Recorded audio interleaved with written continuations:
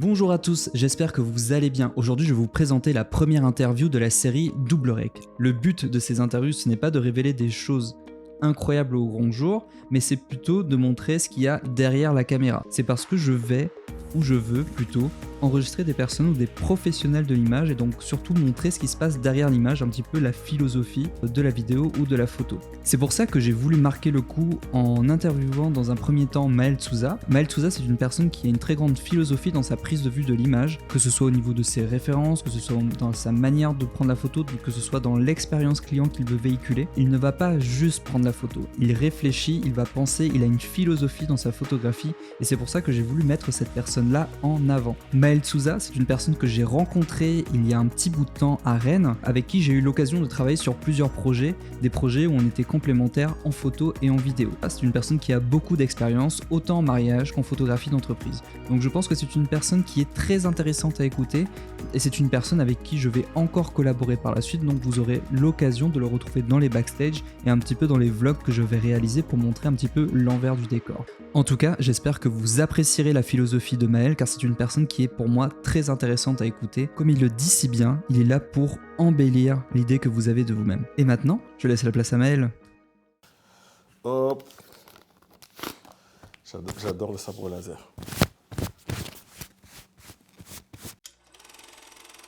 Bonjour, je me présente. Je suis Maël Souza. Je suis photographe professionnel. Depuis 2009, je suis spécialisé dans le portrait et dans le mariage. Alors, j'ai commencé la photo à Londres, dans l'événementiel, en 2009 très précisément. Je suis resté dans l'événementiel jusqu'à ce qu'on me demande de faire le mariage d'amis.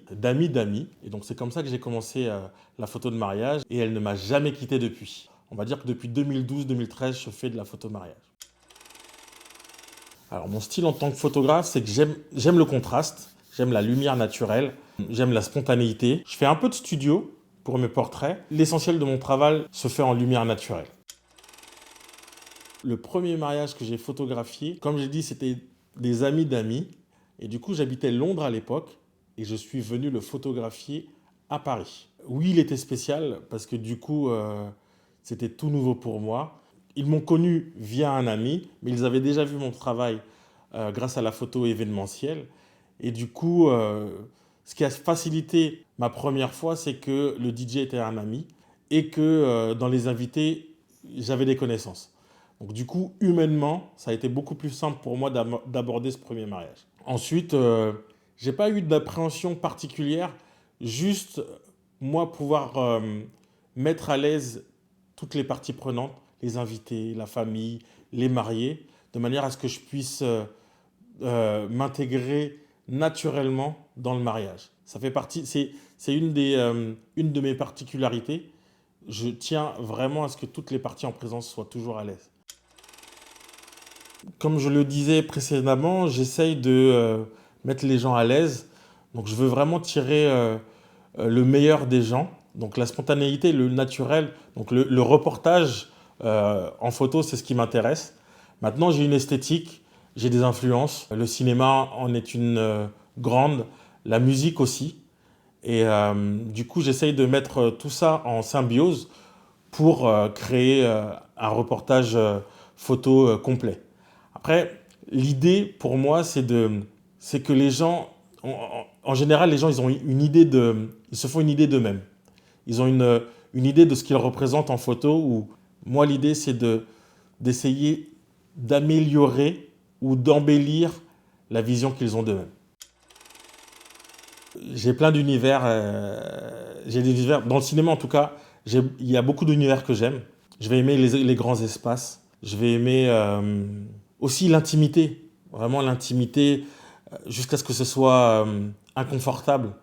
Mais vraiment l'intimité, juste un plan où il y a deux personnes et juste le jeu d'acteur va faire qu'on va apprécier une scène ou pas. Donc, je peux donner des noms. Kubrick, c'est un nom. Terry Gilliam, c'est un autre nom. Spielberg, c'est un nom. Peter Jackson, c'est un autre nom. James Cameron, j'ai été voir Avatar, le dernier Avatar, et c'est sûr qu'en termes d'image, c'est... bon, je vais faire un anglicisme, mais c'est mind-blowing. C'est vraiment époustouflant. Après, j'aime beaucoup Sofia Coppola. Sofia Coppola, c'est une grande influence. J'aime vraiment beaucoup ses films. J'aime son rapport aux acteurs aussi. Donc, il y a toute une atmosphère, toute une alchimie que j'aime dans ses films. Virgin Suicide, c'est un de mes films préférés. Dire que j'ai l'ambition de recréer ce type d'atmosphère dans mes mariages, ça serait inexact. Ça va m'influencer, je vais essayer d'incorporer une esthétique. Maintenant, c'est mon esthétique et le but premier pour moi d'un mariage, c'est de faire plaisir à mes mariés et qu'ils aient en image à travers mes yeux le meilleur souvenir de leur mariage. Je mettrai le curseur humain juste un petit peu au-dessus du critère technique. Alors, les deux sont très importants, mais humainement, il faut qu'à la fin du mariage ou le lendemain du mariage, les mariés se disent « Ah, notre mariage était super ». Et l'expérience avec le photographe n'a fait qu'améliorer l'expérience du mariage et ajouter au plaisir plutôt qu'en enlever. Forcément, les mariés, il y a des moments de photos, les photos de groupe par exemple, où c'est un peu plus institutionnel. Par tradition, en Bretagne, forcément, il faut faire la photo avec l'oncle, et ça peut être parfois rébarbatif, même pour les mariés, mais l'idée, c'est que moi, je transforme ce moment. Il faut que ça soit fun, il faut que ce soit amusant, il faut que ce soit aussi à l'image des mariés, bien sûr, mais il faut qu'on prenne plaisir à faire toutes ces choses-là. Prendre des photos ou se faire prendre en photo, c'est pas nécessairement naturel, et justement, ça va être mon travail à moi de le rendre le plus naturel qu'il soit. J'adore disparaître. J'adore les moments candides. Alors, je fais 1m93, je passe pas inaperçu. Et l'idée, c'est de pouvoir disparaître, de pouvoir prendre des photos, avoir mon point de vue. Et une fois que les mariés regardent leurs photos, se disent « À ce moment-là, je l'ai vécu, mais à travers les yeux du photographe, je le vis une nouvelle fois et d'une manière différente. » Mais en gardant la même plus-value. Une émotion, avoir la photo du papa, de la maman, de la sœur, du frère, du meilleur ami qui verse sa petite larme.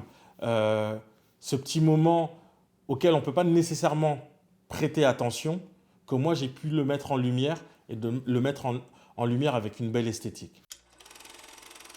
Alors avec les mariés, je leur envoie un questionnaire. C'est la première étape, ou plutôt la deuxième, parce qu'avant ça, on aura discuté par visio où on se sera rencontrés. Et l'idée, c'est que déjà, on échange de tout, de rien.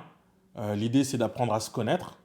Ensuite, j'envoie un questionnaire où j'essaye d'avoir des questions assez précises sur le déroulement de la journée. Mais l'idée, c'est d'avoir une vision globale de leur rencontre, de leur histoire de couple, mais aussi leur histoire de famille, de manière à ce que le jour du mariage, mon inspiration, elle soit puisée dans leur histoire. Les influences, elles vont arriver de manière esthétique, mais ensuite, tout ce qui va être émotion, tout ce qui va être humain, je préfère aller le puiser dans leur histoire à eux. Et du coup, pour ça, j'ai un questionnaire. Et s'il le faut, aller visiter le lieu du mariage avec les mariés, avoir une conversation WhatsApp partagée avec la mariée, le marié et moi, ou avec les témoins. Ça m'arrive souvent, je donne un exemple, que la mariée aille faire ses essayages robe et qu'elle m'envoie les photos, de manière à ce que moi, esthétiquement, vis-à-vis du lieu, je puisse coordonner le tout entre la déco, entre le lieu du mariage et la robe, que quand on reçoit le reportage photo, que tout soit en symbiose. L'idée, c'est que tout aille ensemble, que ce ne soit pas un corps étranger qui arrive sur un lieu. Et du coup, l'idée, c'est qu'il y ait une harmonie générale. La robe, que l'endroit que je vais choisir pour faire les photos de couple, il soit en adéquation avec le type de robe que la mariée aura choisi. Ça, c'est de la préparation de mon côté. Dans le sens inverse, je parle souvent de partage d'expérience. Bien sûr, j'ai des conseils, mais c'est plus en fonction du type de marié que je vais avoir en face de moi, partager mon expérience de manière à pouvoir améliorer l'expérience que eux vont vivre. C'est pas je me pose en expert et voilà, c'est comme ça qu'il faut faire, c'est comme ça qu'il faut faire. Non. L'idée, c'est un échange d'expérience. Savoir le type de personnalité qu'on va avoir en face de soi, le type de famille, les habitudes, ce avec quoi on est le plus à l'aise, de manière à ce qu'on puisse utiliser toutes ces choses le jour de son mariage et en faire le plus beau jour de sa vie. C'est une phrase un peu galvaudée, que le mariage soit le plus beau jour d'une vie, mais il n'empêche que si on doit retenir qu'une seule journée dans sa vie, qu'est-ce qu'on va retenir? À part la naissance de ses enfants, son mariage, malheureusement aussi les au revoir. En général, le jour de son mariage, c'est une journée unique. Donc du coup, moi, je veux y apporter un soin en essayant de l'anticiper du mieux possible. En général, la séance engagement, on l'a fait avant le mariage. C'est l'occasion de faire de très très belles photos, de prendre son temps, d'apprendre à se connaître, encore une fois. Et l'idée, c'est de pas rêver petit, c'est de rêver grand. Je me dis qu'on n'a qu'une seule vie, et l'idée, c'est d'investir dans les rêves de mes mariés. Je donne un exemple. Alors là, pour une fois, on a fait la séance engagement après le mariage, mais les mariés étaient rêvés d'Écosse. Et du coup, c'est des fans de la série Outlander. Et pour leurs photos de couple, ils voulaient des photos de couple en Écosse. Ni une ni deux, on est allé en Écosse. Entre Édimbourg et la région des Highlands, Glencoe plus précisément, on a anticipé et préparé une séance de couple sur place.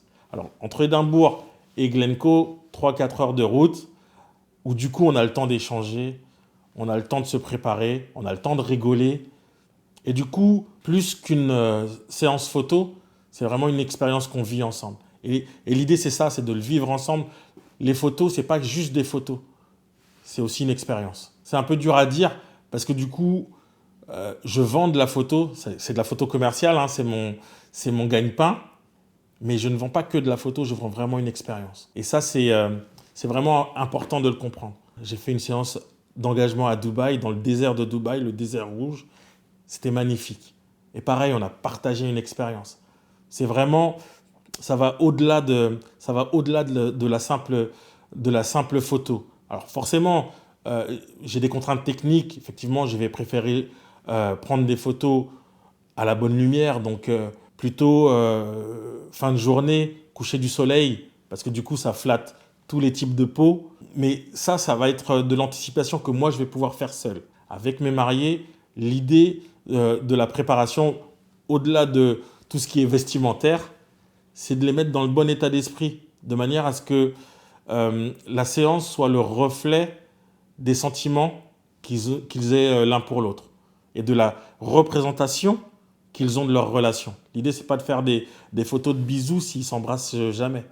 L'idée, c'est que la façon dont ils se voient soit la même qu'ils voient à l'écran, mais avec une belle esthétique. Donc il ne faut pas les dénaturer et pas de faux semblants. L'idée, c'est pas de jouer un rôle, non, d'être soi-même, mais dans le plus beau des terrains. Je vais commencer avec ces messieurs. Et du coup, pour leur costume, du sur-mesure. Alors, du sur-mesure et encore du sur-mesure. La boutique que je vais conseiller, c'est Atelier Coquelicot. Bon, après, c'est un peu partisan, mais j'ai travaillé beaucoup avec eux. Et allez, 60% des mariés avec lesquels je travaille choisissent leur costume chez eux. Je me dis que si je retrouve autant de fois cette marque dans mes mariages, c'est qu'il y a une bonne raison, c'est qu'ils font des costumes de qualité. L'expérience, encore une fois, c'est ce qui compte. Donc c'est que on ressorte de là et qu'on se sente bien. L'idée, c'est de s'en sentir bien dans l'habit qu'on va porter. En termes de chaussures, Atelier Coquelicot vont vraiment bien vous conseiller. Alors ça, c'est sur Rennes. Une autre boutique que j'aime bien, c'est La Piéceur. C'est encore une boutique de costumes sur mesure, uniquement sur Paris, mais très belle boutique avec de très beaux costumes, des très belles coupes. J'aime bien les smokings. Je trouve qu'on n'en met pas assez. Et j'aime bien le smoking parce que ça donne l'idée de costume de fête. Alors le costume 2 pièces, 3 pièces, effectivement le 3 pièces, on se dit que c'est quand même pour une occasion spéciale. Je trouve que le smoking, c'est quand même l'étape encore au-dessus. Alors c'est un parti pris esthétique, c'est juste une question de goût. Pour ces dames, les showrooms de mariés, je pourrais citer plein de créatrices qui vous feront une robe sur mesure, mais j'ai quand même quelques marques que je vais aimer. Castille, alors Castille Mariage, qui va avoir des robes de chez Fabienne Alagama, Rezus Perro, pour des robes de mariée espagnoles. Ça change un peu de la mode bohème qu'on a pu connaître ces dernières années. Je pense qu'on revient à un style un peu plus satiné, on va s'éloigner un peu de la dentelle. Je sais que c'est des partis pris esthétiques, mais mon boulot aussi de photographe, c'est de suivre et de regarder les tendances. Les tendances, c'est de revenir à des mariages un peu plus chics, plus châteaux, et toute la veine bohème et champêtre, on est en train de s'en éloigner un peu. Il y a des marques comme Rima Rodaki, Lord de Sagazan, New White. Moi, ce que je conseille aux mariés, parce que je veux dire, on prépare son mariage, on ne sait pas nécessairement où se renseigner. Il y a des blogs qui sont faits à cet effet et qui sont très bien. J'en citerai un, La mariée aux pieds nus. Moi, me semble très bien renseigné. Je veux dire, on peut préparer son mariage de A à Z en ayant regardé le blog. J'aime beaucoup Ploumanac, donc à côté de Perros-Guirec. J'aime beaucoup la presqu'île de Quiberon, mais à l'entrée. Alors, c'est un endroit qui n'est plus accessible, il me semble, mais c'est l'Arche du Port Blanc. Je vais beaucoup aimer Crozon, Camaret-sur-Mer, mais vraiment la pointe de Crozon, où on peut faire des photos magnifiques. Le Cap Fréhel également, c'est un endroit magique. Saint-Malo, pas Saint-Malo très précisément, mais plutôt juste après Saint-Coulon. Saint-Coulon et la plage de l'Anse-du-Guesclin, c'est un endroit où j'ai mes habitudes. Rennes aussi, le centre-ville de Rennes est inspirant. L'idée, c'est de pouvoir photographier un endroit et de lui donner une certaine intemporalité. C'est un terme savant, c'est juste que j'ai envie que mes photos, elles vieillissent bien. Et en fonction de l'endroit que je vais choisir, du coup, je me dis, je veux qu'on puisse se dire que les photos, elles auraient pu être shootées dans les années 70, 80, 90, que ça puisse traverser les générations. C'est une chose que j'aime bien voir dans mes mariages, voir ressortir les photos de mariage des grands-parents, des arrière-grands-parents ou des parents.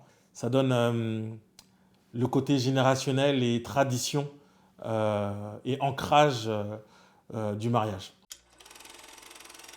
Anticiper, anticiper et encore anticiper. Je me disais que peu importe ce qui arrive, je pourrais faire face à n'importe quelle situation. Je le pense encore, mais pour s'éviter du stress, l'idée c'est de pouvoir tout anticiper. Je veux vraiment avoir ce rôle, mis à part la photo, de pouvoir aider mes mariés à préparer leur mariage. D'où l'importance du retour d'expérience. Entre 13h et 16h, on n'a rien prévu, mais bon, les gens discuteront ensemble. C'est la porte ouverte à ce que les gens ne fassent pas exactement ce que vous avez pensé qu'ils feront. Il faut vraiment anticiper, et plus les gens sont guidés dans le mariage, l'idée c'est de pouvoir tout anticiper pour ne pas avoir de déception. Si on veut que l'ambiance soit bonne, alors il faut participer à ce que l'ambiance soit bonne, pas laisser faire.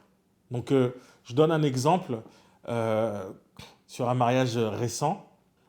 Pour faire des photos avec tout le monde, les mariés, plutôt que se dire les gens viendront à eux et feront les photos qu'ils souhaitent, non, ils ont choisi un morceau de musique qu'ils ont lancé 2 fois, et avant de passer à table, ils ont prévenu leurs invités qu'ils allaient passer sur chaque table, prendre une photo avec chaque table. La musique, c'était un morceau de funk qui durait 4 minutes, ils l'ont lancé 2 fois. Donc ils ont prévenu leurs invités qu'ils allaient passer les voir pour faire une photo. Mais l'idée, c'est pas faire une photo banale, c'est de faire une photo folle. Ils leur ont laissé 2 minutes de créativité, 2 minutes pour penser à ce qu'ils allaient faire. Le DJ a lancé le morceau, ils ont fait le tour de la salle et c'était un moment de fête.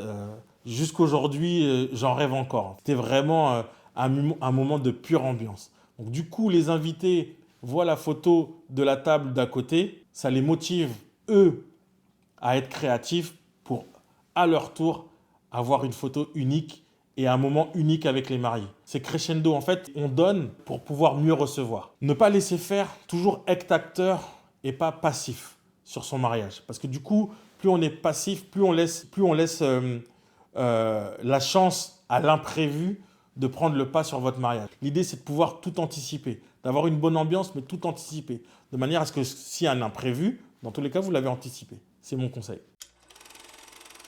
Ma saison est déjà bien remplie. Maintenant, j'aimerais vivre, alors je l'ai déjà vécu, mais j'aimerais vivre des mariages à l'étranger. Là, j'ai l'Italie, l'Angleterre, donc sur Londres. J'aimerais aussi faire des séances d'engagement ou un mariage en Scandinavie, en Suède, au Danemark ou en Norvège. C'est dans mes projets pour 2023-2024. Aussi me rapprocher de certains prestataires du mariage, notamment encore plus de wedding planners.